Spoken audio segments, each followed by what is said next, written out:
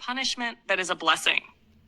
When the doctor arrived, he removed the remaining thorns, cleaned the wounds, and told her, "Try not to get the wounds wet.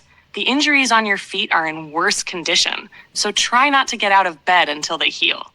"Thank you, doctor. I'll keep that in mind. I will tell the maids to change the bandages regularly and check the wounds so they don't become infected." Abril knew that even if he told the maids to change her bandages and check her wounds, they wouldn't do it. "Doctor, could you leave me the bandages? I'll change them myself. I don't like other people touching me.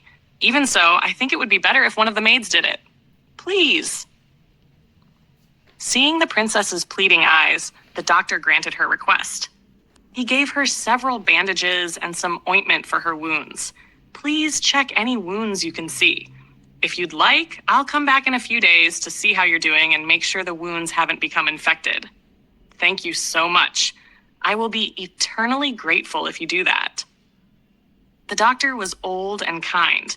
He knew there was something hidden behind all of this. It was impossible that the princess was bothered by others touching her, since she hadn't reacted when he had treated her. There was a story behind her request, but he didn't want to pressure her into telling him. After the doctor left, the king summoned him. He didn't ask how the princess was. He simply listened as the doctor reported her condition. Fortunately, the princess's wounds are not serious enough to leave scars. However, she must take special care of the injuries on her feet, as the thorns were driven deeper into her skin because she continued walking while they were embedded there. Alessandro listened without asking any questions. Once the doctor finished speaking, he dismissed him. A few days later, the doctor returned to visit Abril. Most of her wounds had healed. Only the deeper ones had yet to recover completely.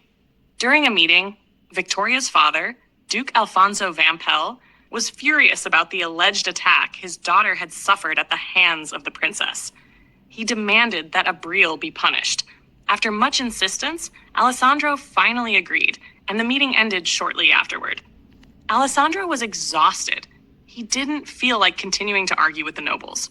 Almost the entire kingdom hated the Vanovich family. He knew this incident was merely an excuse to make the princess suffer. In his opinion, the injuries she had already sustained because of their schemes were punishment enough. However, the nobles disagreed. Leaning back in his chair, Alessandro sighed heavily and tried to think of a punishment that was neither too severe nor too lenient, something that would satisfy the nobles and stop their complaints. A few days later, after the doctor declared the princess fully recovered, Alessandro went to visit her room. She was standing by the window, gazing at the garden barefoot. Alessandro considered her an extravagant princess who enjoyed going barefoot and wearing light clothing. Her dress was shorter than he thought appropriate and revealed more than it should. Clearing his throat, he said, "Princess." April turned around when she heard a male voice behind her. Upon seeing the king, she wondered why he was there. Whenever he looked at her, he never bothered to hide his dislike.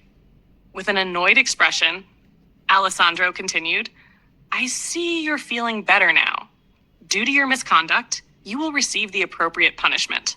You will be moved to a remote part of the castle for several days. You will have no servants at your service and will have to fend for yourself.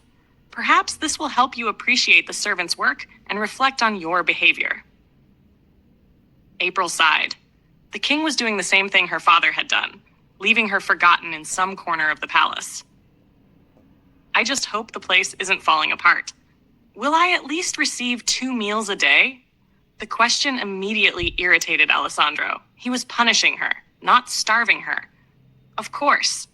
As long as she was going to receive her meals, the rest didn't matter to April. She obediently accepted a punishment she didn't deserve. That same afternoon, she was escorted to the farthest part of the castle grounds. They left her in a small house that had probably once belonged to the gardener. It was small, pleasant, and cozy. Although it was meant to be a punishment, April felt as if she had been rewarded. She would no longer be confined to a single room. Instead, she would have a small house with its own yard. April tried to look sad. If the maids noticed she was happy, they would undoubtedly find a way to make her miserable again. The maids handed her a basket filled with fruits and vegetables and said, "This place is too remote. The princess will have to prepare her own meals because we cannot come all the way here to deliver them. We are too busy. And besides, Her Majesty said this is part of her punishment. April knew they were lying. They simply didn't want to continue taking care of her and saw this as the perfect opportunity to abandon their duties. Still, she was relieved that they had at least provided ingredients for her meals. Taking the basket, she entered the house while the maids hurried away. The little house was small, but very well maintained. There was even a fireplace. If she gathered enough firewood before winter arrived, she wouldn't freeze when the cold weather came. A broad smile spread across her face. What was meant to be a punishment felt like a blessing. No one was watching her. No one was locking her inside a room. She was free, although she knew she should avoid going near the palace. If the servants saw her, they might find another excuse to get her into trouble.